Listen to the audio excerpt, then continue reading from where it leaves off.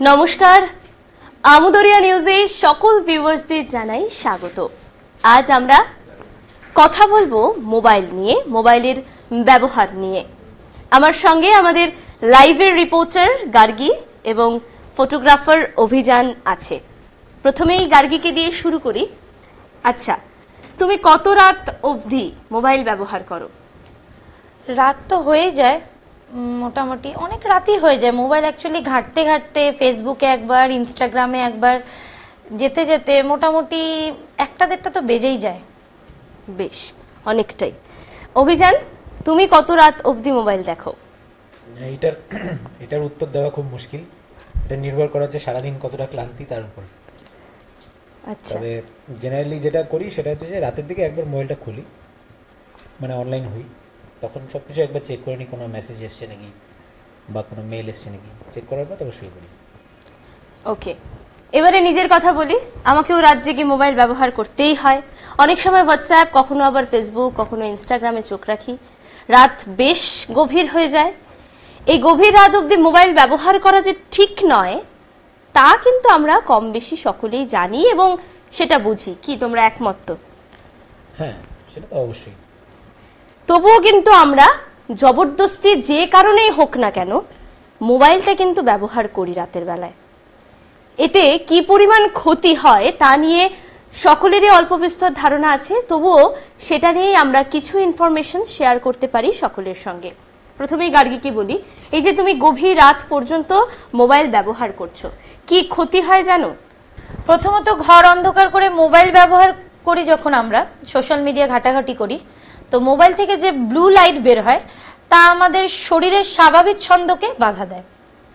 শুনেছি একটি গবেষণায় দেখা গেছে রাতে ব্লু লাইট নিঃসরণকারী ডিভাইস ব্যবহার করলে মেলাটোনিন হরমোনের নিঃসরণ কমে যায়, ফলে ঘুম ঠিক মতো হয় না। আর ঘুম ঠিক মতো না হলে স্বাভাবিকভাবেই মেজাজটা ভালো থাকে না, আর মেজাজ ভালো না থাকলে দিনের কাজকর্মগুলো ব্যাঘাত ঘটে। একদম, এটার সাথে আমি একেবারেই একমত। কেন কি এই মেজাজের ব্যাপারটা যখনই এলো না, আমি নিজেকে দিয়ে দেখেছি, যখনই রাতে ভালো মতো ঘুম হয় না পরদিন সকালে আমি যেন কেমন খিটখিটে হয়ে থাকি, কিছুই যেন ভালো লাগে না। হ্যাঁ, এটা আমার সাথেও ঘটে, কিন্তু এত কিছু বোঝার পরেও মানে কিছু বলবো যে কাজকর্ম থেকে যায় মোবাইলে। সারাদিন মোবাইল, হয়তো অনেক সময় এরকম হয় যে সারাদিন সময় পেলাম না মোবাইলটা দেখার, তখন রাতে গিয়ে মোবাইলটা অনেক মেসেজ, অনেক কিছু জমে যায়, সেগুলো দেখতে হয়। এক তো এই কারণে হয়, আর দ্বিতীয়ত অনেক কিছু আছে সারাদিন ভালো করে দেখা হয়ে ওঠে না। কোনো ভিডিও হয়তো ইচ্ছে থাকলো দেখবো, কোনো একটা সিনেমা বা কোনো একটা ওয়েব সিরিজ ভাবলাম আজকে দেখবো, সেটা তো দিনের বেলা তো কাজের দরুন সেটা ঠিক মতো দেখতে পারি না, মানে রিল্যাক্স ভাবে দেখা যেটা। তো সেজন্য কিন্তু রাতের বেলা মোবাইলটা খুলতেই হয়, খুলে সেই রিল্যাক্স ভাবে বিছানায় শুয়ে দেখার একটা কিন্তু প্রবণতা আছে, আমার তো আছে, যে আমি মনে করি সারাদিন মানে কাজের মাঝে মোবাইল দেখা আর রাতে বিছানায় শুয়ে যে রিল্যাক্স ভাবে মোবাইল দেখা, এটার মধ্যে কিন্তু পার্থক্য আছে। একদম একদম, সে তো অবশ্যই। এবার তুমি একটু আগেই বললে মেলাটোনিনের গল্প, যেটা আমরা কম বেশি অনেকেই জানি, যা কম নিঃসরণ হলে ঘুম কম হয়। এর বাইরে মোবাইল যদি শুয়ে শুয়ে দেখা যায় বা চেয়ারে বসে বা সোফায় বসেও দেখা যায়, তাহলে কিন্তু অনেক রকমের রোগ হতে পারে, সেটা জানো তো? অবশ্যই, কারণ মোবাইলের একটা বড় সমস্যা হচ্ছে কি, আমরা যখন মোবাইলটা ইউজ করছি কীভাবে ইউজ করছি। আর এখন তো সব অ্যান্ড্রয়েড, ডিজিটাল মোবাইলে জেনারেলি কী হয় যে অ্যান্ড্রয়েডে সবসময়, যেটা ও বললো আর কি, ব্লু রেটা সবসময় বের হয় আর কি, ওটা একটা চোখে ক্ষতি করছে। চোখে তো একটা ক্ষতি করে, কিন্তু যতই প্রোটেক্টার লাগানো থাকুক আর যতই যাই লাগানো থাকুক। 2 নম্বরটা হচ্ছে যে এই যে মোবাইল ধরার যে প্রসেসটা, মানে আমি চোখের থেকে কতটা ডিস্টেন্সে রাখবো, মোবাইলের ফন্ট কতটা বড় হবে সাইজ। 3 নম্বর হচ্ছে মোবাইলের ব্রাইটনেস কন্ট্রাস্ট কতটা বাড়ানো থাকবে। 4 নম্বর হচ্ছে যে আমার শোয়ার বা বসার পজিশন, কারণ যখনই আমরা মোবাইল দেখি আমরা সবসময় মাথা নিচু করে দেখি, এটা হচ্ছে যে আমাদের ঘাড়ে খুব প্রেশার পড়ে, যেটা স্পন্ডিলাইটিসের একটা বড় কারণ। আবার শুয়েও যখন আমরা মোবাইল দেখছি সঙ্গে সঙ্গে মুখের সামনে নিয়ে এসে দেখছি, মানে ভাবছি যে জগৎটা মানে এখান থেকে চলে গেল, পালিয়ে গেল। তো ওইটা একটা আর কি নিজেদের আন্ডারস্ট্যান্ডিং করে ওই জায়গাটা আসতে হবে, আমার যেটা মনে হয়। আর যেটা সবথেকে ইম্পর্টেন্ট ব্যাপার হচ্ছে যে মোবাইল ছাড়া তো সম্ভব না, কারণ এখন মোবাইলটাকে তৈরি করা হয়েছে এই জন্য যে মোবাইলের মধ্যে সব আছে। একদমই তাই। এবং মোবাইল মিনস একটা কাইন্ডস অফ ল্যাপটপ একটা কম্পিউটার বলা যায়, ঠিক আছে। এবার যেই লোকটা সারাদিন ফিল্ডে ঘুরে বেড়াচ্ছে বা বাইরে বাইরে কাজ করছে, তার যাবতীয় সমস্ত কাজই হচ্ছে মোবাইলের মধ্যে হয়। সে মেল পাঠানো থেকে আরম্ভ করে ডকুমেন্ট সাবমিট করা থেকে আরম্ভ করে সব কিছু, ইনফ্যাক্ট ছবি তোলা থেকে আরম্ভ করে অনেক কিছু। তো সেক্ষেত্রে তাকে মোবাইলের উপর ডিপেন্ডেবল হতেই হবে। তা আমার যেটা মনে হয় যে মোবাইল আমরা ইউজ করবই, ঠিক আছে, মোবাইল তো ইউজ করা ছাড়া তো অপশন উপায় নেই, হ্যাঁ। উপায় নেই। কিন্তু মোবাইলের একটা রেস্ট্রিকশন থাকা অবশ্যই উচিত। কীভাবে ইউজ করবো, কীরকমভাবে ইউজ করবো, সেটা হচ্ছে নিজেদের আন্ডারস্ট্যান্ডিং ভাবে আর কি, নিজেরা বোঝাপড়া করে আর কি আমরা সেটা ব্যবহার করবো। একদম একদম। একটু আগে তুমি যে বলছিলে স্পন্ডিলাইটিসের কথা, এটা কিন্তু ঠিক। নিঝুম রাতে যখন আমরা মোবাইল ঘাঁটতে থাকি, ঘাঁটতে ঘাঁটতে আমাদের হুঁশ থাকে না, 2-3 ঘন্টা একই পোজে বসে আমরা মোবাইল ঘাঁটতে থাকি বা একই রকম ভাবে শুয়ে। তো ডাক্তাররা কিন্তু অনেকেই এটা বলে থাকেন যে ঘাড়ের রোগ, হাতের মানে কবজির যে ব্যথা, সেই সমস্ত কিছু, আবার কোমরের রোগ ইদানিং যা হচ্ছে, তা কিন্তু ডাক্তাররা শুধুমাত্র মোবাইলকেই দায়ী করছেন। বিশেষ করে আমি আরেকটা জিনিস বলবো, আমি একটা জিনিস বলতে চাই, এখন মোবাইলে একটা নতুন রিল, আমাদের এই রিলটা কিন্তু মারাত্মকভাবে অ্যাডিকশন। আমরা ছোট থেকে বড় কিন্তু সকলেই মোবাইল কিন্তু আমরা স্ক্রল করেই যাই। রিলটা যখনই আসে তখনই কিন্তু মোবাইল আমরা স্ক্রল করে করে কিন্তু দেখতেই থাকি, আর সেটার কিন্তু টাইমিং কারো মাথায় থাকে না। এই ছোট ছোট ভিডিও রিল, এই রিল কিন্তু মারাত্মক একটা অ্যাডিকশনের ব্যাপার। এটা কিন্তু অনেকেই আমার সাথে একমত তোমরা কিনা জানি না, কিন্তু আমার কিন্তু এটা মনে হয় রিল কিন্তু একটা অ্যাডিকশন চলে এসেছে। একদম একদম রিল অ্যাডিকশন। তাছাড়া আমি আরেকটা পয়েন্ট বলবো হচ্ছে যে আমাদের দেশে যেটা হচ্ছে যে আমরা যে নেটওয়ার্কগুলো ইউজ করছি, সেটা জিও হতে পারে, এয়ারটেল হতে পারে, প্রচুর স্কিম। তো এরকম স্কিম আছে যে পার ডে আমি 1.5 GB করে নেট ইউজ করি, আছে এরকম 2 GB করে নেট ইউজ করি। কিন্তু এইটা যদি আমি ফরেনে যাই, সেখানে এরকম স্কিমও আছে যে পার মান্থ 1 GB করে আর কি ইউজ করা হয়। সো একটা লোক যেই মোবাইল ইউজ করুক না কেন, সে কিন্তু এটা ভাববে যে আমাকে মাসে 1 GB পাচ্ছি, তাহলে আমাকে কতটা ভাবনা চিন্তা করে মোবাইল দেখতে হবে। আমাদের তো ওই ভাবনা চিন্তা নেই, আমরা যেন প্রতিদিন পাচ্ছি জমের দুয়ারে জেলো ঠেক আর কি, যেরকম অবস্থা। তো যা ইচ্ছা তাই ওয়াইফাই থাকলে তো আর কোনো কথাই নেই। এবং একটা জেনারেশন 90% ইনভলভ হয়ে যাচ্ছে মোবাইলের মধ্যে। বিশেষ করে এই যে নতুন জেনারেশনটা তৈরি হচ্ছে, তাদের যাবতীয় সব কিছু, সে রিলস, টিকটক থেকে, টিকটক তো এখন আমাদের এখানে ইউজ হয় না, রিলস হতে পারে, স্টোরি হতে পারে, এবং কন্টিনিউ স্ট্যাটাস হতে পারে কন্টিনিউয়াসলি। আর একটা জিনিস কি, এই যে রিলস আমি বলছি, আমি একটা জিনিস বলি, এই বাচ্চারা, ছোট বাচ্চাদের কিন্তু খাওয়া বলুন, সমস্ত কিছু যেটা, তার জন্য কিন্তু অনেকটা আমরা অভিভাবকরাও দায়ী। কিন্তু অ্যাকচুয়ালি এখনকার যে ব্যাপারটা হয়, আমি যেটা দেখেছি আর কি, উপলব্ধি করেছি, বাচ্চা যতক্ষণ স্কুল থাকলো ঠিক আছে, বাচ্চা খেতে চাচ্ছে না। আগে যেমন গল্পের বই, গল্প বলে দাদু ঠাকুমা গল্প বলে খাওয়ানো হতো, পাশের বাড়ি থেকে কেউ খেলতে আসতো, তার সাথে খেলার ছলে খাওয়ানো হতো। এখন কিন্তু সেই ব্যাপারটা নেই, যে কারোর সাথে বাচ্চাকে কিন্তু বাইরে আমরা বের করছি না খেলার জন্য কিন্তু।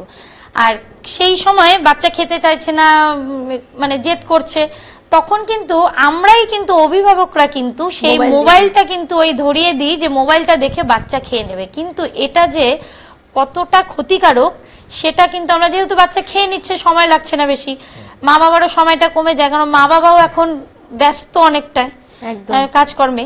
এটা কিন্তু একটা প্রচন্ড ক্ষতির জায়গায় বাচ্চারা কিন্তু চলে যাচ্ছে। এই থেকেই, ছোট থেকেই শুরু হচ্ছে, তারপর একটু বড় হলো গেমিং এর ব্যাপার থাকছে, বিভিন্ন রকম গেম এখন মোবাইলে চলে এসেছে, তারপরে সেই একটা গেমের অ্যাডিকশন হয়ে পড়ছে বাচ্চারা, গেমের অ্যাডিকশন হচ্ছে, তারপর গেম থেকে বড় বড় দুর্ঘটনা হচ্ছে, প্রচুর কেস আছে এরকম। আলটিমেটলি একটা পজিটিভ ইমপ্যাক্ট আছে, মানে মোবাইলটাকে দেওয়া হয়েছে আমাকে ইউজ করার জন্য, একদম একদম, আমি সেটাকে কি পারপাসে ইউজ করব সেটা আমার উপর। হ্যাঁ, মানে মোবাইল তো আমাদের ইউজ করতেই হবে। মোবাইল ছাড়া এখনকার বর্তমান যুগে আমরা কিছু ভাবতেই পারি না, কারণ নেট একটা বেলা বা কয়েক ঘন্টার জন্য না থাকলেই কিন্তু আমাদের মানে অবস্থা খুব খারাপ হয়। এটা সবারই, কিন্তু এটা আমার ক্ষেত্রে, আমি বলছি এত কিছু আমার ক্ষেত্রেও হয়।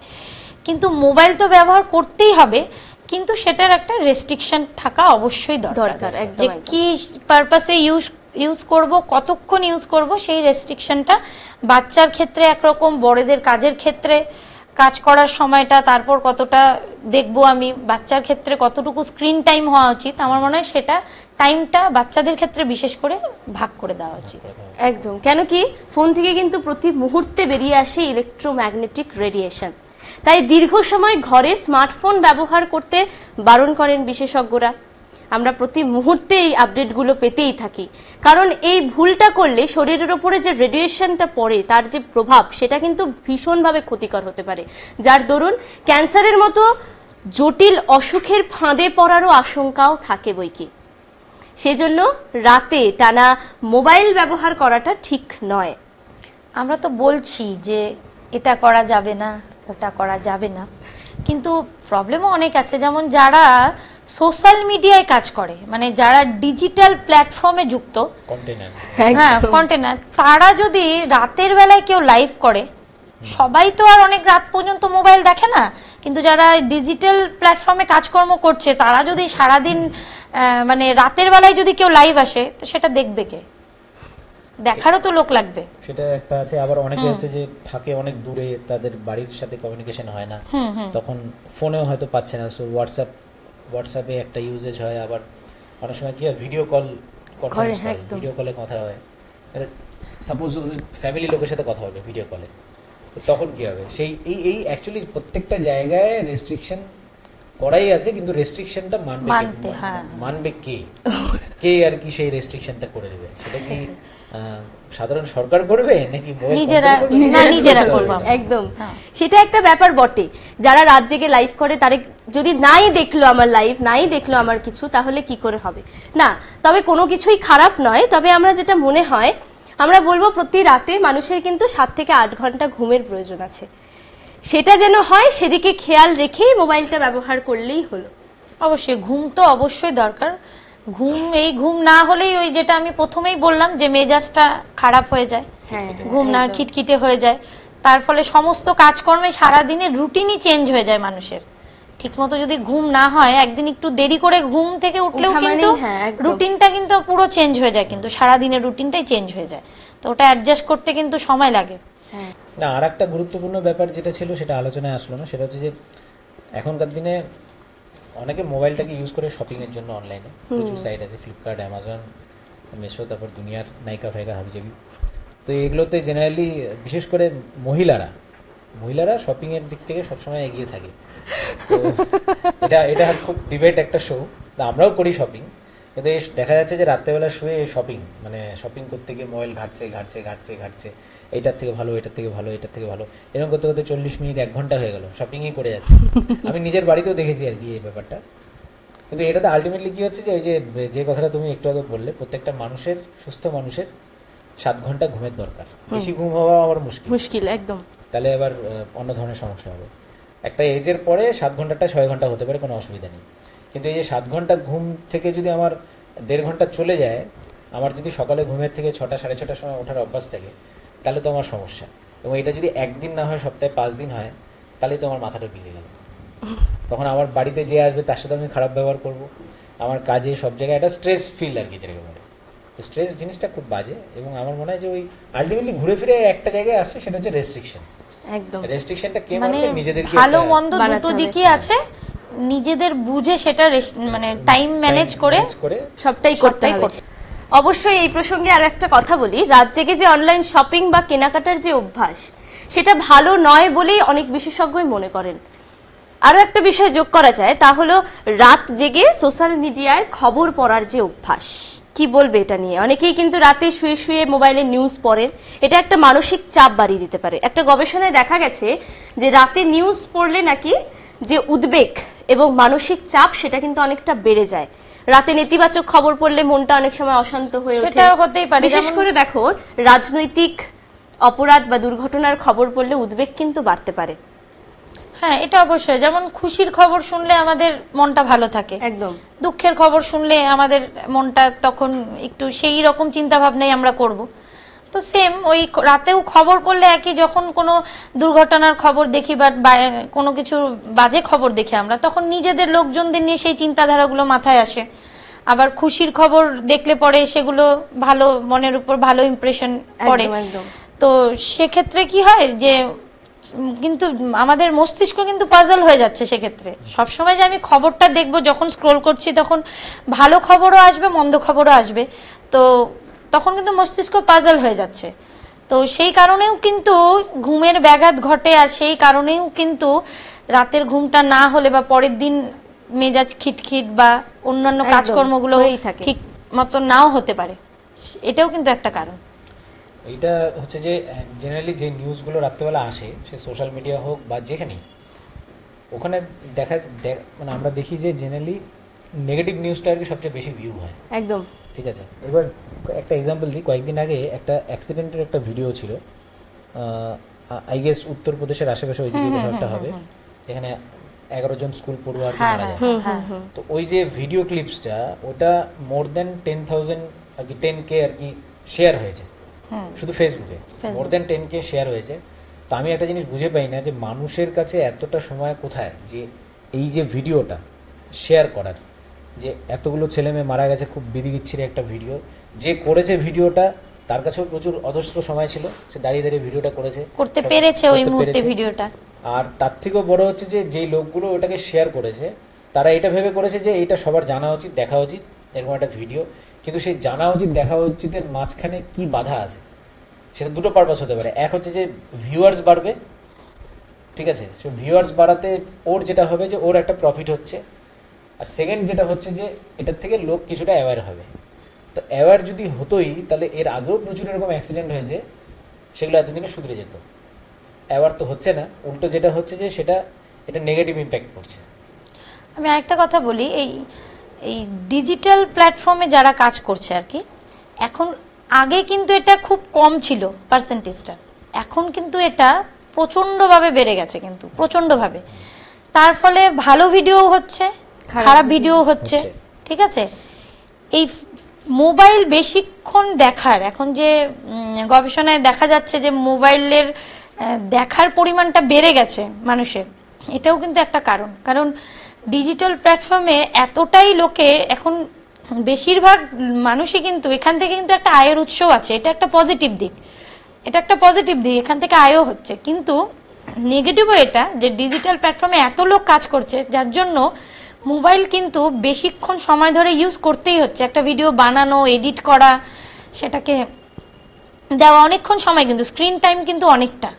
তো মোবাইলের ইউজ কিন্তু এর জন্য বেড়ে যাচ্ছে। এটা বেড়ে যাচ্ছে। আর সবচেয়ে ইম্পর্টেন্ট কথা, মানে আমি লাস্ট এই কথাটা বলবো, সেটা হচ্ছে যে এই যে মোবাইল অ্যান্ড্রয়েড ইউজ করা এবং সেটার যে ব্যবহার, আমরা কি পারপাসে ব্যবহার করবো, সোশ্যাল মিডিয়াটা কি পারপাসে ব্যবহার করবো। আমি প্রথমে যে প্রশ্নটা মানে পয়েন্টটা রেখেছিলাম যে আমাদের এখানে প্রচুর নেটওয়ার্ক আছে যারা পার ডে 2 GB 1.5 GB করে আর কি দিচ্ছে, কিন্তু ফরেনে এরকম না। ফরেনে আমার প্রচুর বন্ধুবান্ধব আছে যারা ফরেনে আছে, তাদের ওখান থেকে আমি যতটুকু ইনফরমেশন পাই, এই নিয়ে অনেক ডিবেট শো হয়েছে, কথাও বলেছি, সেটা হচ্ছে যে মান্থলি 1 GB করে ইউজ হচ্ছে বা মান্থলি এত MB করে ইউজ হচ্ছে, যেটা আমরা ভাবতেই পারি না। সো আমার কেন জানি মনে হয় যে এটা একটা মানে ইউটিলাইজ করা, যে আমরা যারা অডিয়েন্স আছি, ওয়েস্টার্ন অডিয়েন্সরা সবসময় একটা ডমিনেট করার চেষ্টা হয় এখানে। সেটা হচ্ছে যে এই যে ইন্ডিয়া এমন একটা দেশ, ভারত এমন একটা দেশ যেখানে সব কিছু প্রযুক্তি আমরা ইজিলি ব্যবহার করতে পারি। ভারতবর্ষের মানুষ একটা ট্রেন্ড ফলো করে, ওয়েস্টার্ন ট্রেন্ড অলওয়েজ ফলো করে, আমরা খুব ভালো ফলোয়ার্স। এবং এই যে ফলো করার যে টেকনিকটা, যার জন্য কিন্তু আজকে এই জিনিসগুলো ঘটে যাচ্ছে।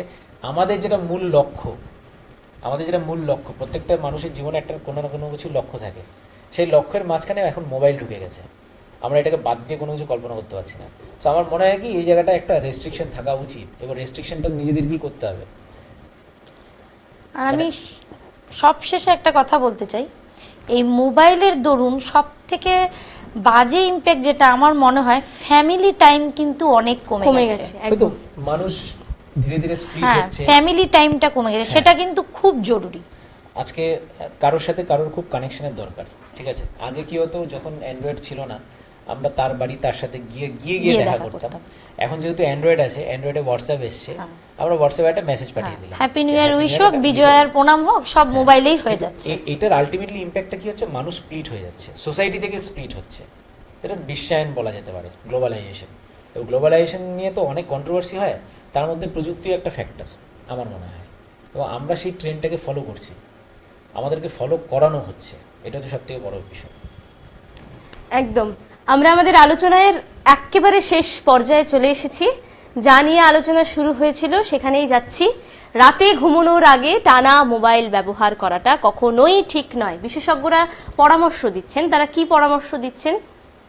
ঘুমানোর কমপক্ষে 1 ঘন্টা আগে থেকে মোবাইল ব্যবহার করা বন্ধ করা উচিত। মোবাইলের ব্লু লাইট ফিল্টার অন করতে হবে। বেডরুমে মোবাইল নিয়ে যাওয়া থেকে বিরত থাকতে হবে। রাতে মোবাইলে নোটিফিকেশন বন্ধ রাখুন। ঘুমানোর আগে বই পড়া বা ধ্যান করার মতো যে শান্তিদায়ক বিষয়গুলো রয়েছে সেগুলো নিয়ে কাজ করুন। নিয়মিত ঘুমানোর একটা সঠিক সময় এবং ওঠার একটা সঠিক সময় ঠিক করতে হবে। কাজেই আমরাও তাড়াতাড়ি আলোচনা শেষ করছি। আপাতত শুভরাত্রি।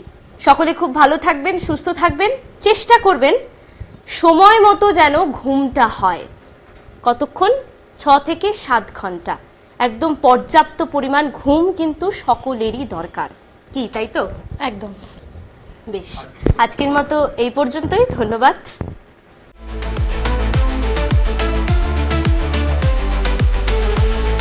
Amudoria News, Voice of the Marginal.